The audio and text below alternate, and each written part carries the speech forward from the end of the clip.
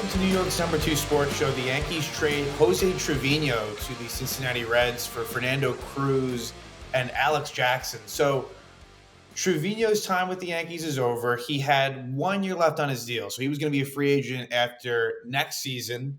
And I figured that he would probably be back as the backup catcher, but this trade does make a lot of sense for the Yankees. So I guess in the case of Cincinnati, they were looking for a catcher to pair up with Tyler Stevenson, who's definitely better offensively than Jose Trevino, but Trevino does provide defensive prowess, and I say that somewhat lightly because we know that obviously his throwing arm is definitely one of the weakest in baseball.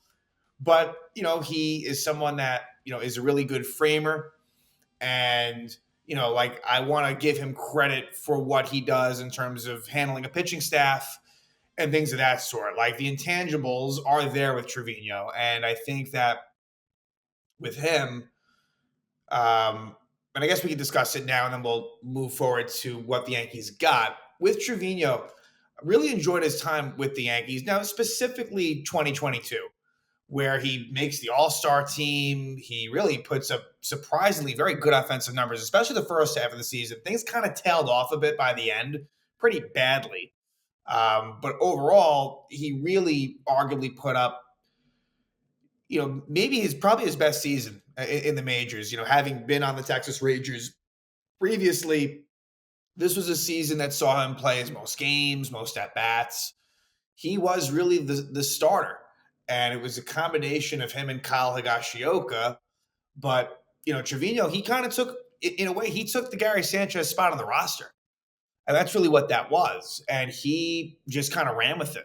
And again, like the fact that Jose Trevino, and again, catcher position is a little bit, it's not one of the stronger ones, although it's getting better and better in recent years. But the fact that he made the All-Star team, the stats don't exactly jump out at you, but it's going from Sanchez, who was all or nothing, just, he became someone that was just purely a home run hitter, was a bit of a disaster behind the plate. Trevino just added a different element to the team. Again, defensive first, but also like contact oriented. Really, Trevino is one that doesn't strike out much, doesn't really walk at all either.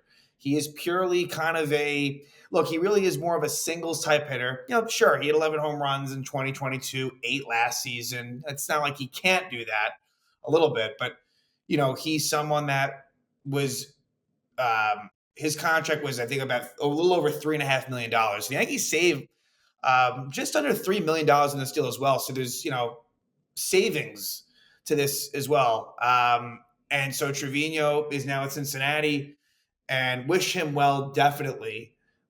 I don't know what it means as far as the Yankee backup catcher position, but let's kind of segue into that a little bit, because Alex Jackson, who is the person I'm probably going to talk about least in this trade, he is a catcher, so he'll be in the mix, I guess. But Yankees get Fernando Cruz, and it may not be a name that Yankee fans are aware of, him having been in the National League. But Fernando Cruz, pretty crazy story with Cruz. He was drafted in 2007 by the Kansas City Royals, but did not make his major league debut until 2022 with the Reds. So he was moving around within different systems for a while. First the Royals, then the Cubs, and really was pretty much off the grid, as far as anything to do with, anything close to Major League Baseball for a while. I think that there was a gap. I think his last year in the minors even was maybe 2015. Let me confirm that. Yeah, I think 2015, but then it looks like maybe there was a short stint in 2018. Again, he was bouncing around for a long, long time.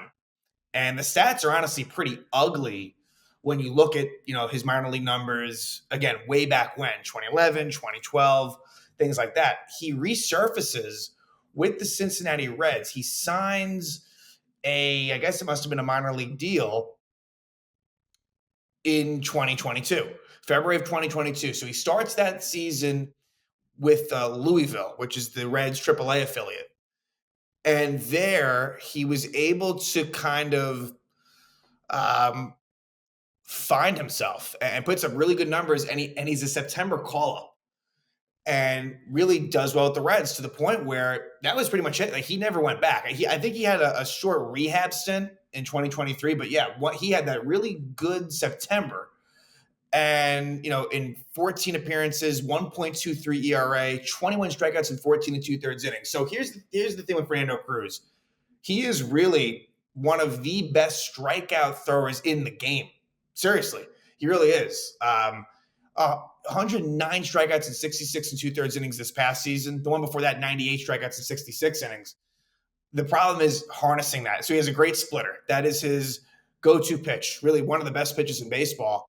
But he a lot of walks and a lot of wild pitches as well. So 35 walks and 66 and two-thirds inning is definitely a lot. So Matt Blake's kind of his work cut out for him in terms of harnessing it, but he really has the stuff. And the opposing batting average is pretty low. The whip, look, the whip ends up being pretty high. 134 is a high whip, again, because of the walks. It's a lot. I mean, that's basically, again, 35 walks in almost 67 innings is not what you're looking for. That is a 4.73 walks per nine, but it goes with a 14.72 K per nine, which pitchers that threw at least 50 innings, that was tops in baseball. So it's exciting. It's interesting, though. Fernando Cruz, by opening day, he'll be 35 years old. But also the funny thing is he won't become a free agent. The earliest he can become a free agent is 2029. So the point is that you have him under team control. He has his first year of arbitration going into 2026. So again, very cost effective. And with a pitcher like this, you never know. Either he can kind of continue to because look, he is definitely a really good pitcher, has good stuff. So either he can kind of ascend, and I know this sounds obvious, or look, it could go it could go haywire. And he's someone that, just could never quite find it and really bring it together. But I think him going to the Yankees with Matt Blake is a good place to go. He had 23 holds last year, and 2 of them were actually versus the Yankees. So the Reds swept the Yankees at Yankee Stadium at a time when the Yankees were struggling a bit. I think that this was a series that occurred, I think in July. It was either June or July. I think it might have been July. Either way, it's kind of a microcosm of Cruz. The first appearance was excellent. He comes into a 1-run game in the 8th inning, bottom of the 8th, 1-2-3, including a strikeout of Gleyber Torres. And I kind of remember it was a full count splitter that Gleyber should have held off on. But now when you know more perspective, I mean, look, this is really, again, one of the nastiest pitches in the game. And so Gleyber chased it, which would have been ball 4. Then he got a couple of easy outs. But then the next night, he does get a hold, but there was good and bad. He comes into a situation that I think began at runner on second, 1 out, and he walked Austin Wells, who ironically pinch hit for Trevino. Again, kind of weird how everything all comes together.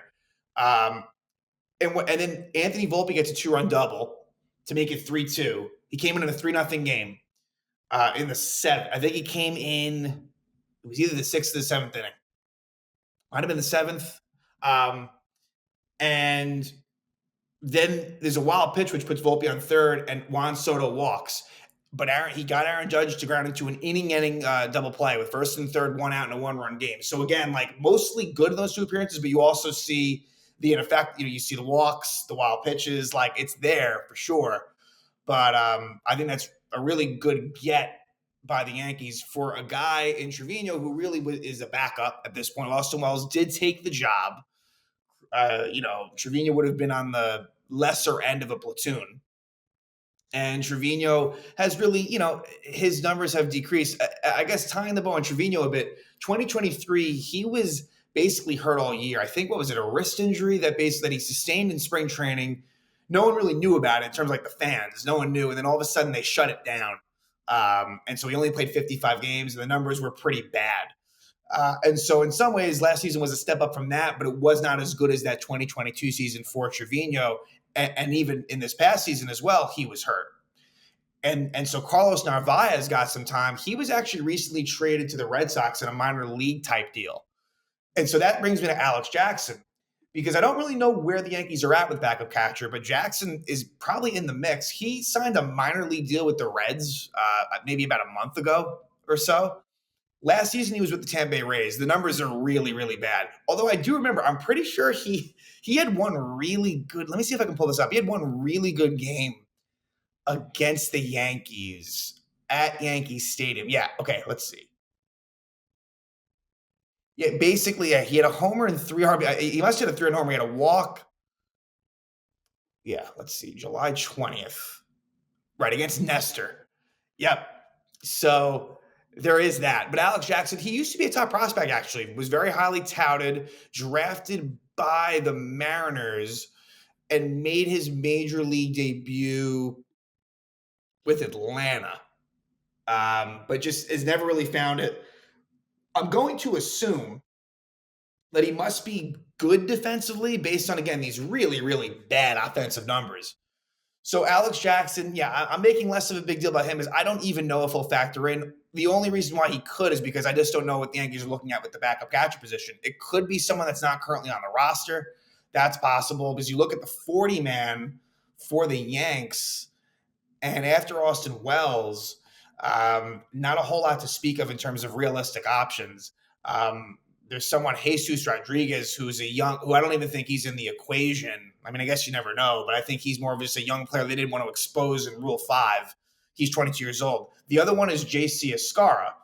Now, on the one hand, he could be in the mix. He did get some time in AAA last year and really looks like he put up some very good offensive numbers. But he's a lefty. And I got to think, he's 29 years old. But I got to think that, they'd want to pair up Wells with a righty. That would just be my guess.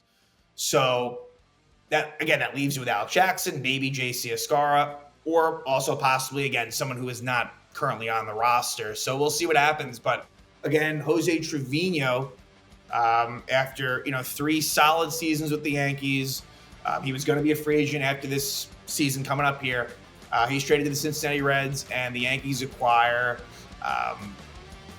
what could be a high-leverage reliever in Fernando Cruz and a depth catcher in Alex Jackson. Again, the Yankees have been very active, and I would suspect that there's more to come.